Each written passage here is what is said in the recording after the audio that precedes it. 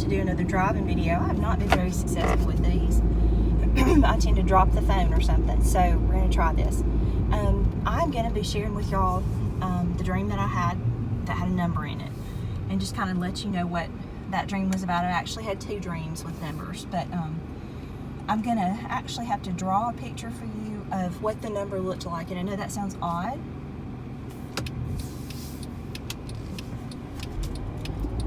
I know that sounds odd, but you'll understand once you see the way that the number looked, okay?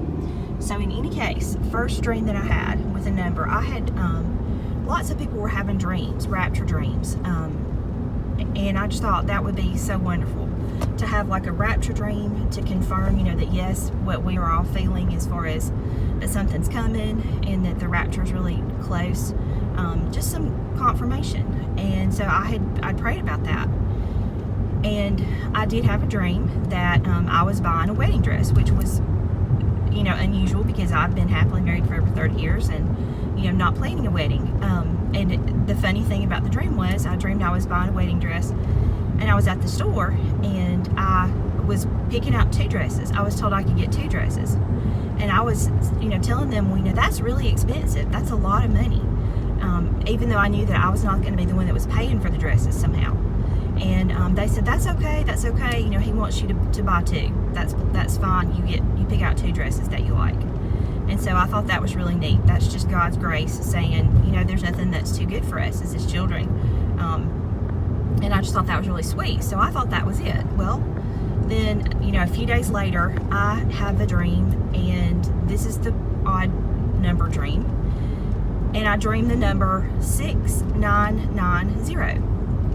And when I say I dreamed the number 6990, that's exactly what I mean. There was nothing else to the dream.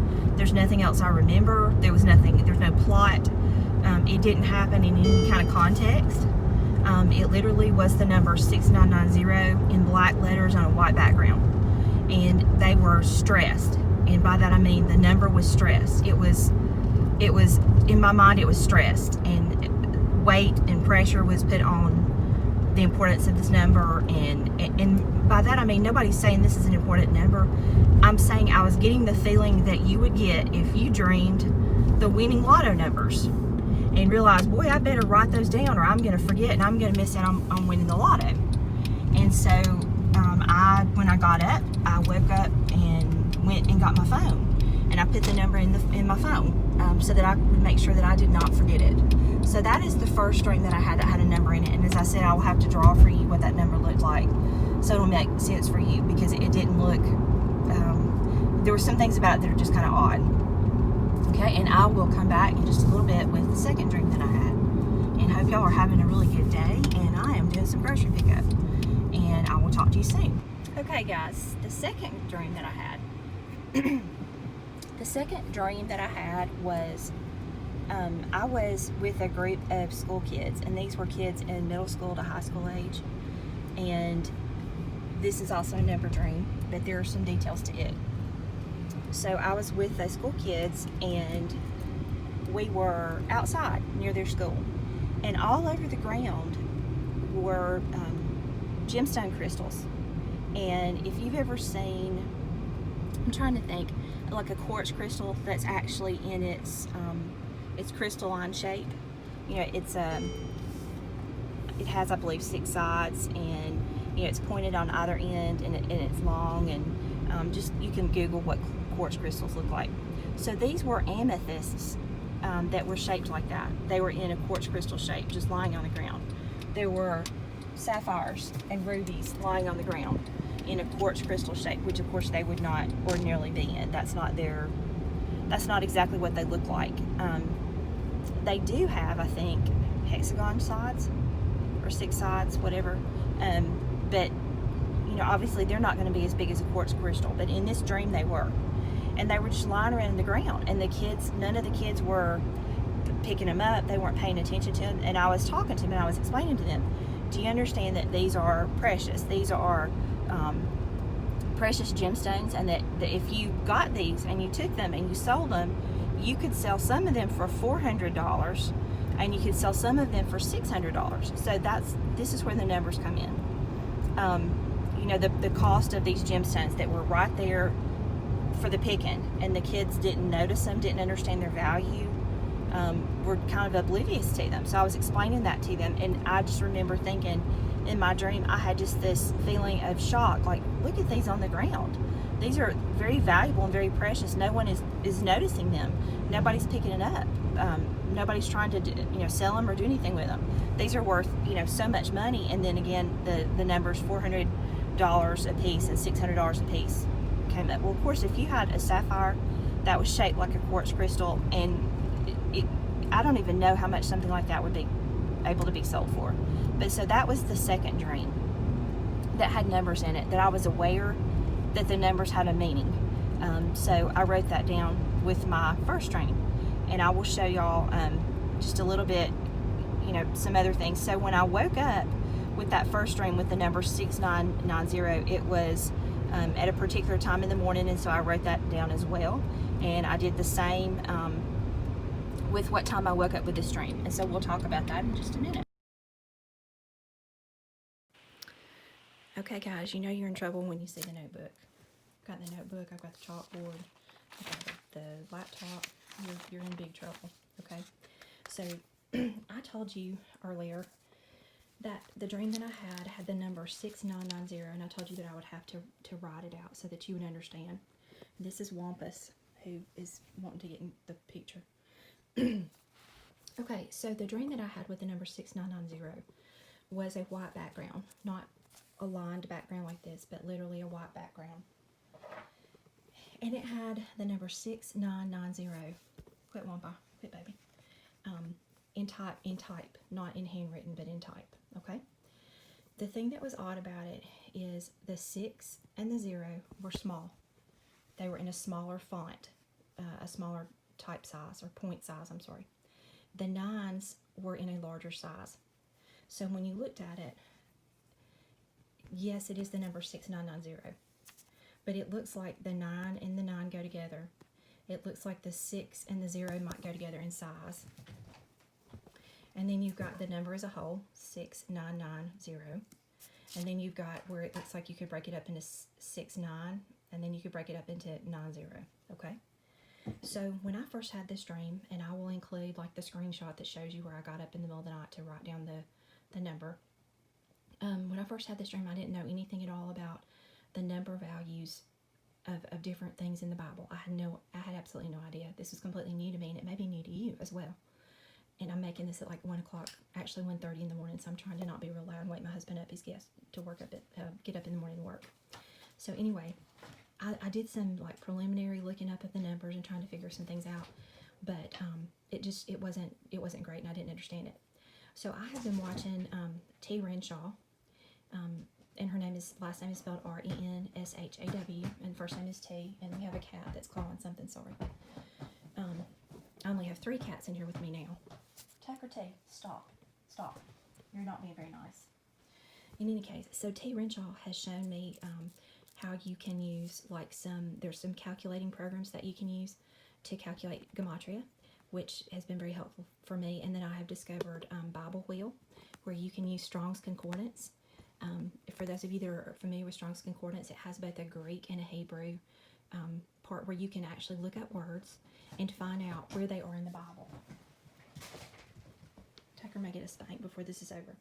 So in doing that, I have learned a lot about how to look up words in Gematria. Okay, so first of all, what I'm going to show you, and I have had more than one number dream. This is the first one and the one that stuck out with me the most. I will share the other one with you like in another time, because the numbers mean so much, and there's so much. I don't want this to be a long video. Okay, so 6990. So what I'm going to show you to begin with, as the cats play, is I'm going to show you a Gematria calculator, and I'm going to show you the very odd thing that happens when you put in the number 6990. Okay, so we've got 6990. You put it in, and you literally press calculate Gematria. So the very first thing that comes up, as you can see, is the Lord is slow to anger, but great in power. The Lord will not leave the guilty unpunished. Okay, so that's the very first thing that pops up. So let me explain a little something to you about this particular calculator.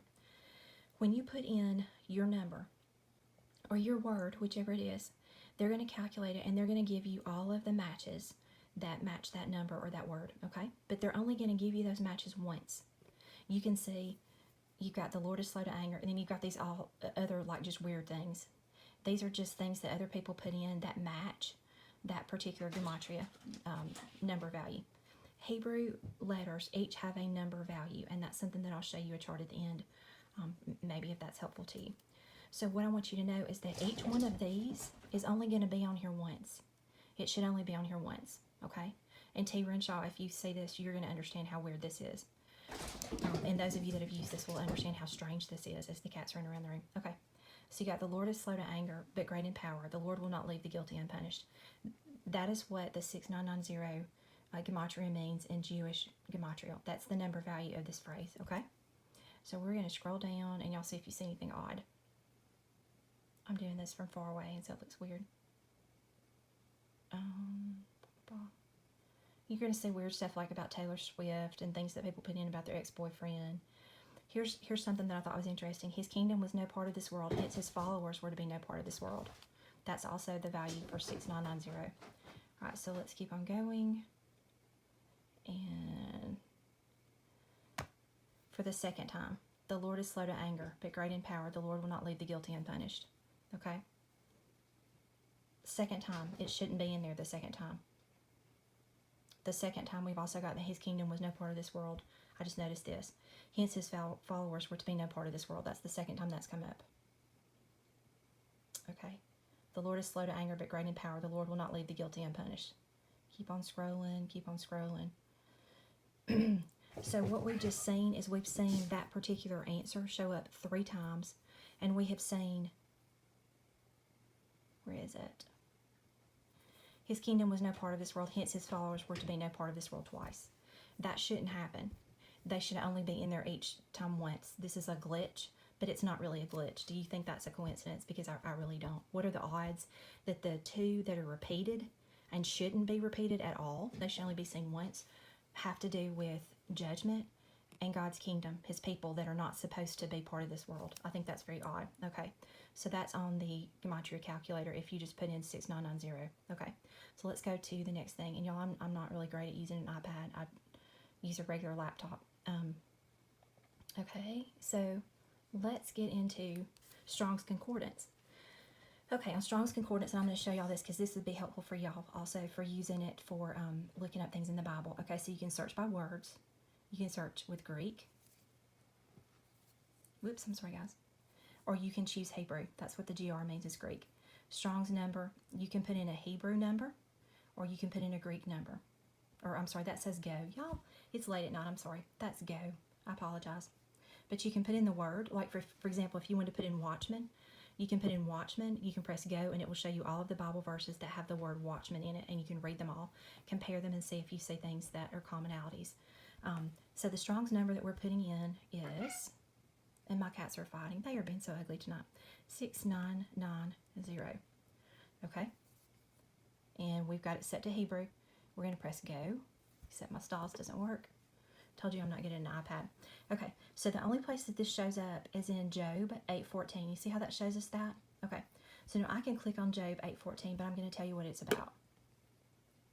It's when one of Job's buddies comes and tells him, gives him some advice, okay? So Job 8:14 says, whose hope shall be cut off, and whose trust shall be a spider's web.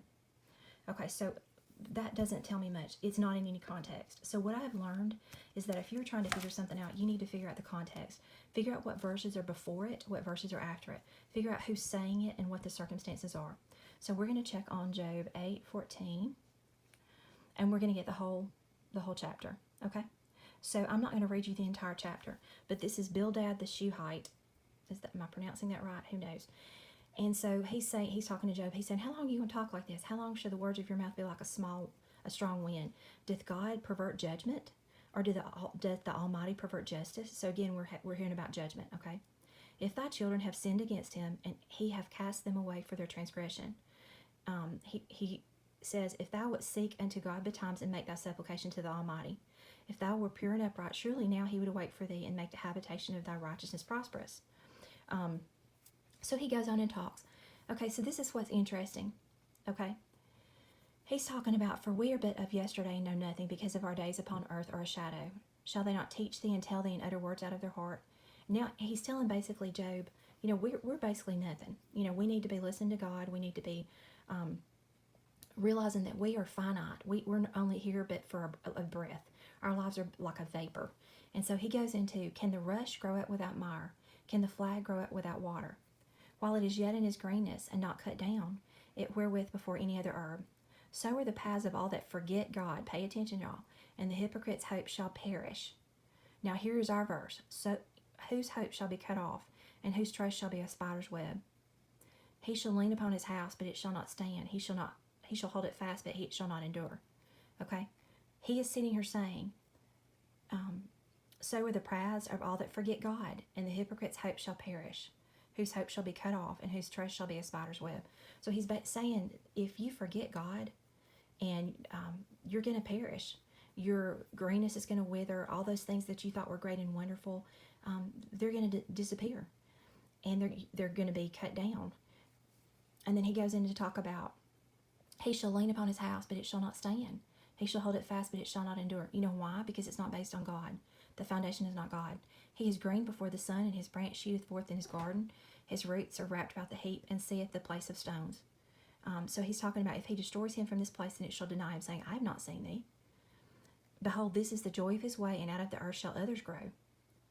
Behold, God will not cast away a perfect man, neither will he help the evildoers, till he fill thy mouth with laughing, and thy lips with rejoicing. They that hate thee shall be clothed with shame, and the dwelling place of the wicked shall come to naught. He's talking about hypocrites and those that forget God, that their paths are going to bring them to perish. They're dependent on their own house, not on God, and that house is not going to stand. That he can think, ooh, it's gonna, I can hold fast to this house. It's going to stand, and it's not going to endure. People are going to forget him. People are going to say, well, I don't know you. So basically he's saying, and that's the joy of God's way, and out of the earth others shall grow. So he's going to do away with the evil man, and others are going to grow up. Generations are going to come and go, and that man will be forgotten. And then he's saying that God's not going to cast away a perfect man, neither will he help the evildoers. Doesn't that sound like judgment to y'all? I think it sounds like judgment to me. Okay. So let's go on and look at this. So, I told you I had the notebook out.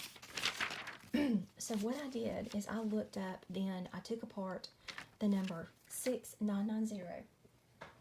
And I'm a novice at this. This is not something that I was trained in. This is something that I'm learning as I go. So here's what I'm asking of y'all. I can get this wrong. It is absolutely possible that I'm doing this wrong. So if any of you have any expertise in Gematria or understanding the meaning of numbers, or if any of you feel like the Holy Spirit is telling you, I ask you to prayerfully consider this number. I ask you to pray about it, sleep on it. I hope y'all are getting a good night's sleep. I hope y'all are asleep. It's almost 2 o'clock, but pray about it. See if God tells you anything about this number, 6990. Remember how weirdly it's written. Remember that it is literally written with a little 6, 2 large 9s, and a 0 on a white background, not like this notebook, but a plain white background. And it's written in, it's like a type, like somebody typed it or something like that. It's not handwritten like what I did. Okay, so let's go on and look. When we take apart the numbers, this is when it gets really funky, guys. Okay, so let's look at 90 first. So if you look at the Hebrew and Chaldean Dictionary of the Old Testament, and you look at the value of 900, which you take these numbers apart in different ways like this. So you get Zephaniah 3:4 is the only place in there that particular word is found, and it is called treacherous and treacherousness, men of treachery. That's what that is. Okay. If you look at the number 90, which is in this 6990, if you look at it from BibleNumbersForLife.com, the Hebrew letter is called Tesad. And I'm going to see if I pulled this up, guys, because I can't remember if I did. Did I do it? We're gonna pull it up. Okay, and I'm like 5 feet away from this thing because I'm trying to film this. Bible Numbers for Life, and it is it .com? Looking, guys, I'm sorry. Yes, .com, and I'm gonna have misspelled something as I always do. Let's see what we get. So there we go. So Gematria. Is this it? Let's Let's try again. Okay. So you can see on this, he gives the Gematria value of Greek letters, because there is Gematria in Greek also. You have to remember the Bible was written in Greek. In Hebrew, it's also even in Aramaic.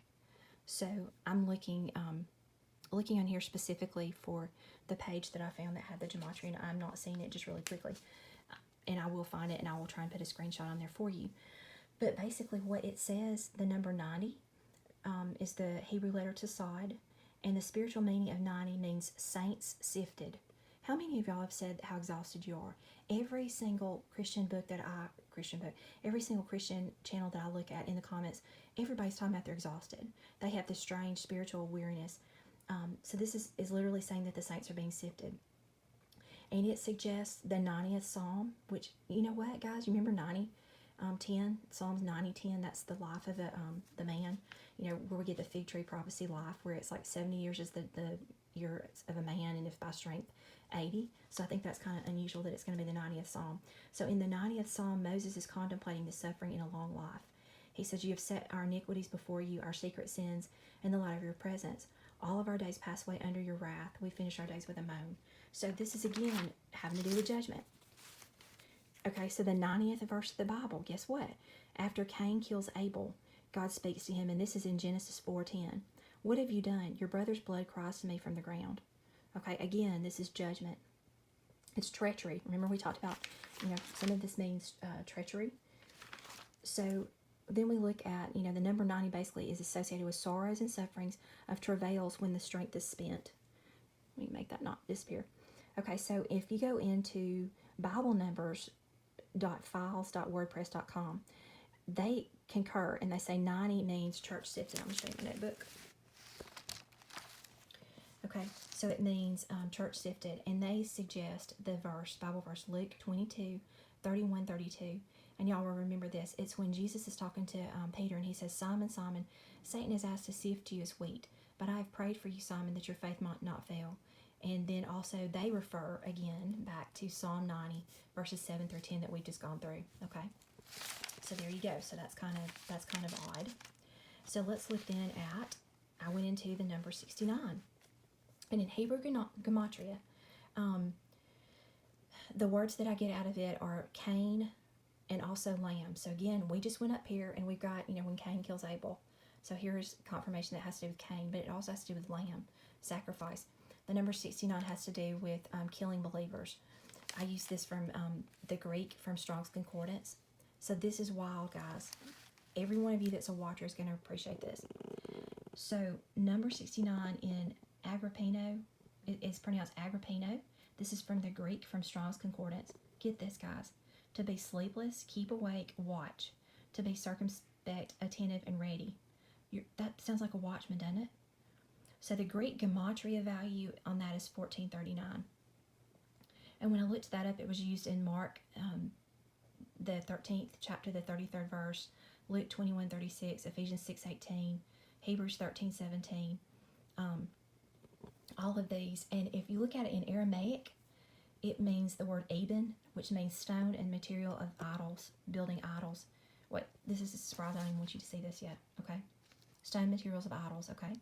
So when you look up the verses that this is used in, like Hebrew from Strong's, the verses in Ezra, and let me pull this closer so I can see which verse in Ezra. My eyes are bothering me. So you've got Ezra, you've got verses in Daniel.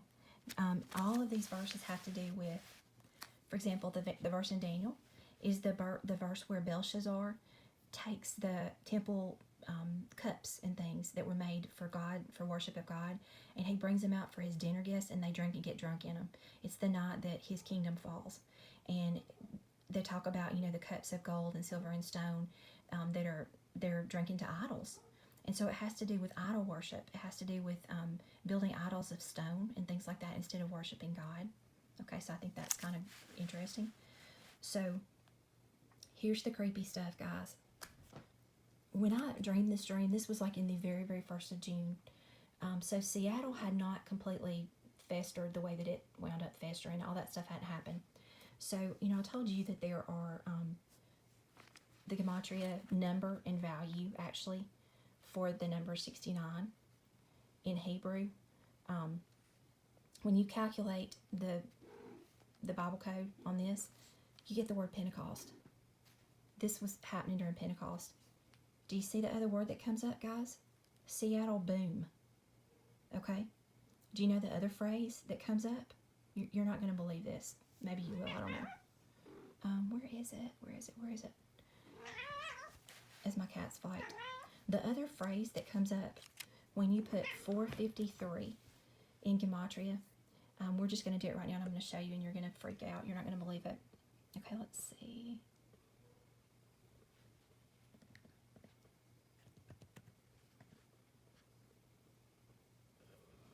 Okay, you get calculate Bible code, you get Pentecost, Seattle boom. Do you see this? Seriously, do you see this? As my cats fight. Go on up, and you're going to see the other one. And you're not going to believe this. Well, there is one God, which we know to be true. Pope Francesco. Have I missed it? It's possible, guys. It's possible. Let's see.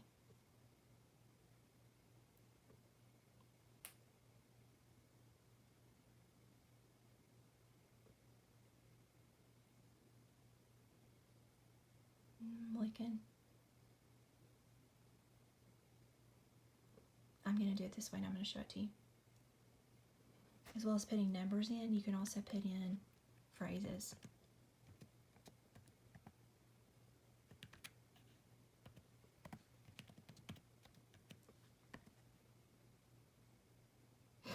Defund the polio era. Don't y'all hate spell check? Seriously. Let's be honest with each other.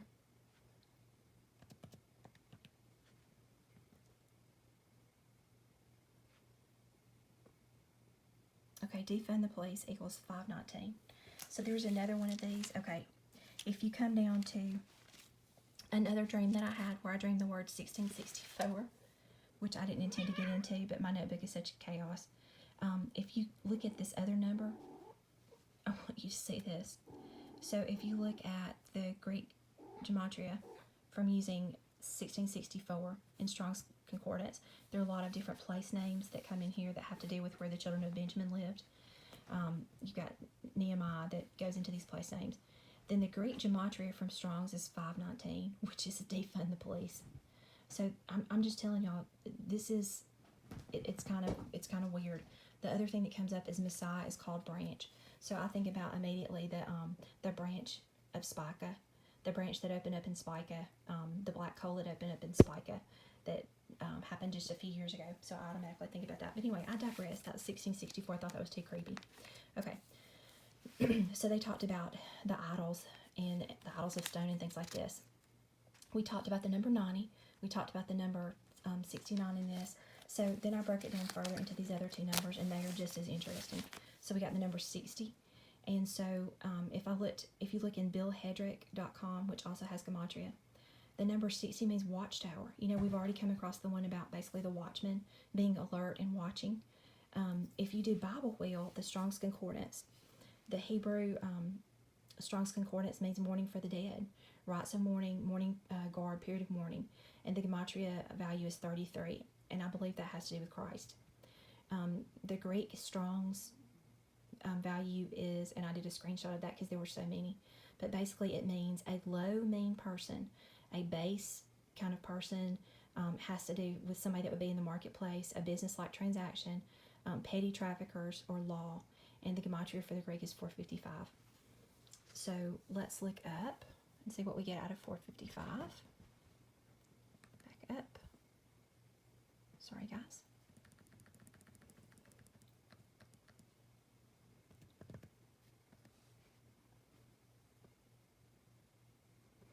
So the first thing that we get is decode God's Gematria. Then I love this. The Lord's here. Okay? There's some in there that, obviously have nothing to do with anything. You get Christ as King. You get times and a half, which have to do with the latter part of the tribulation, which is 3.5 years. But then you'll get like, of course, weird stuff like that. But I thought that was interesting. Okay, so let's go on. Let's go on to 99. Strong's Hebrew for 99 means stagnant pond, stagnant water. The Gematria value of that is 44. Who is 44? Is that not Obama, among other things? Let's look at Gematria 44 and see what we get. And I've got a cramp in my foot, so if you see my foot, just ignore it. Okay, so let's go to Gematria, and we're going to do 44. And see what we get on it. And there's not a whole lot, because sometimes in this, you're going to have to go through several screens to get a whole lot. Looking to see if I get anything at all. There's not a whole lot on this one. There was one about Netanyahu being a fake. Other than his nickname is Bibi, but other than that, there's not much. Okay, so Isaiah 19:10 is the verse that is related to this 99 in Strong's Hebrew, and it has to be. If you look at it, you need to look at it in context. Okay, so what I'm going to do is I'm going to go back over here. If nothing else, I hope that y'all are learning how to use all this stuff. There we go. And then we're going to go back a page.